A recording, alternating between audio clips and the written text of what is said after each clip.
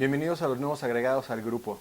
Estamos muy agradecidos con el interés que han mostrado en este curso básico de Ciencias Sociales.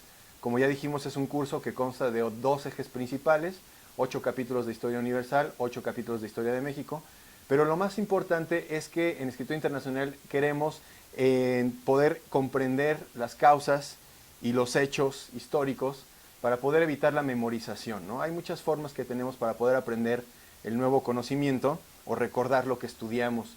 En Escritura Internacional lo hacemos de la mejor manera para poder permitir que el cerebro almacene la mayor cantidad de información posible. ¿Cómo aprendemos? ¿Cómo es que memorizamos? Uno podría decir que memorizamos por medio de la repetición. Y es cierto, pero eso también requiere mucho más esfuerzo.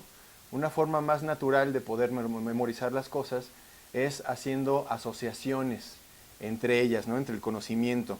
El cerebro forma paquetes de información para poder ahorrar energía al momento de recordar. No te aprendes un teléfono 4, 5, 3, 2, 1.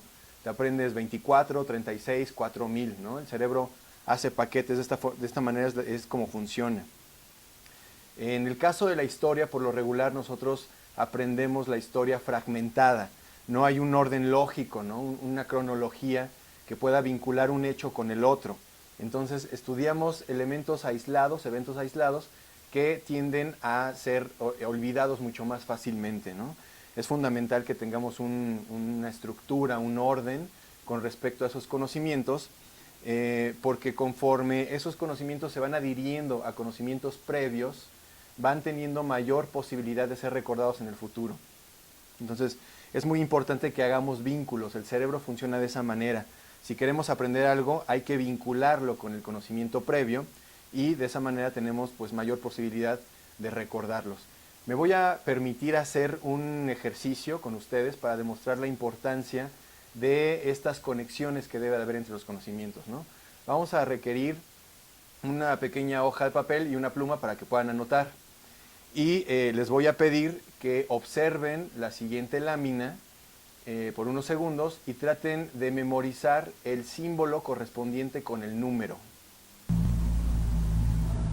Observen.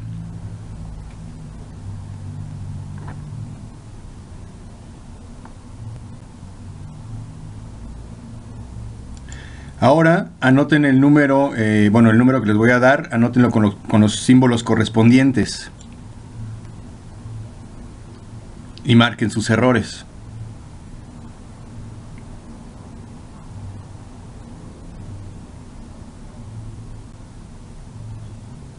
Ahora les voy a mostrar otra lámina y les voy a pedir lo mismo, que la observen por unos segundos y que traten de recordar.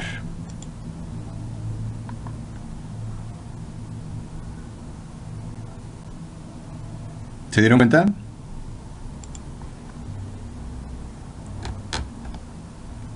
Ahora escriban por favor el siguiente número, pónganle los símbolos por favor.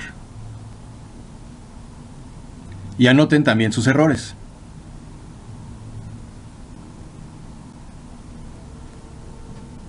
¿Qué pasó? La información que está asociada se recuerda y aprende mucho más fácil que la que está disociada. Eso es un hecho. Y ya este es el fin de la demostración.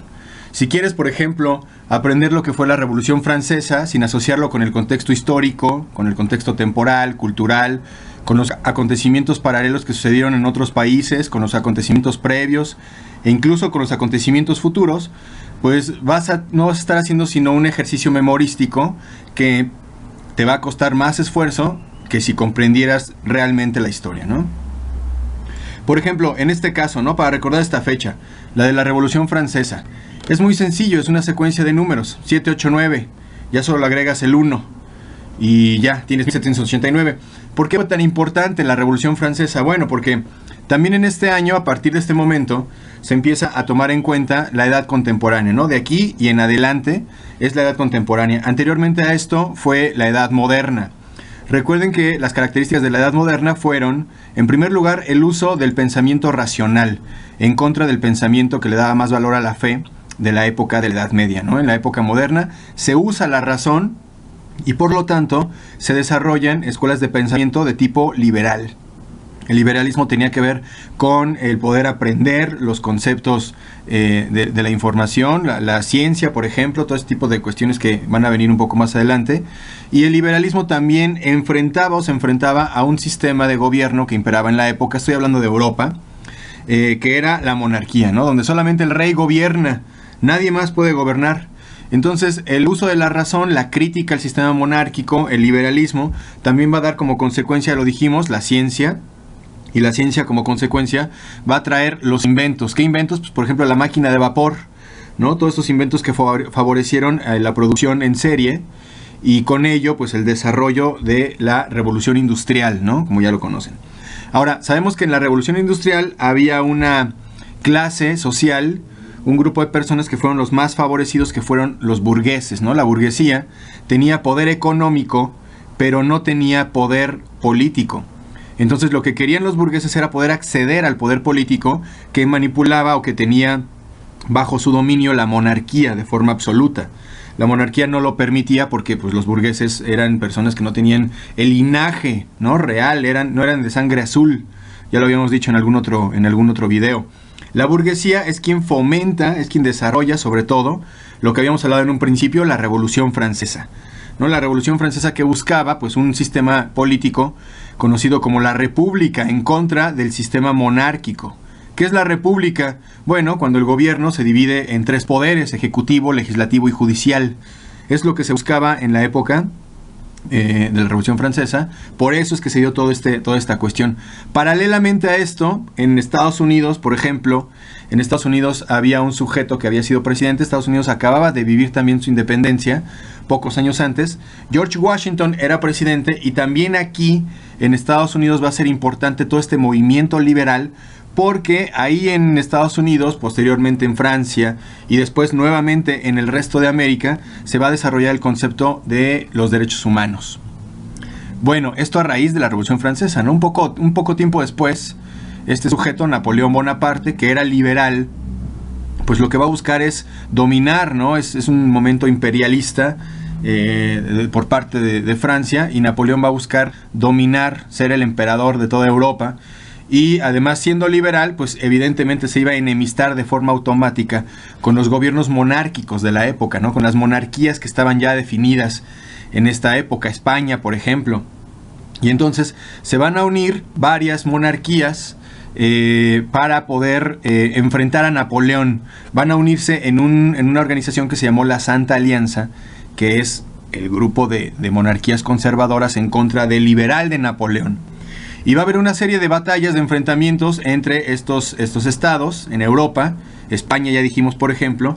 Y lo que va a ocasionar también es que España, por ejemplo, vaya a llamar a los soldados que tiene desplegados en la colonia americana, vaya a estar concentrado en la lucha contra Francia, y evidentemente pues se va a producir la independencia o la serie de independencias en América Latina.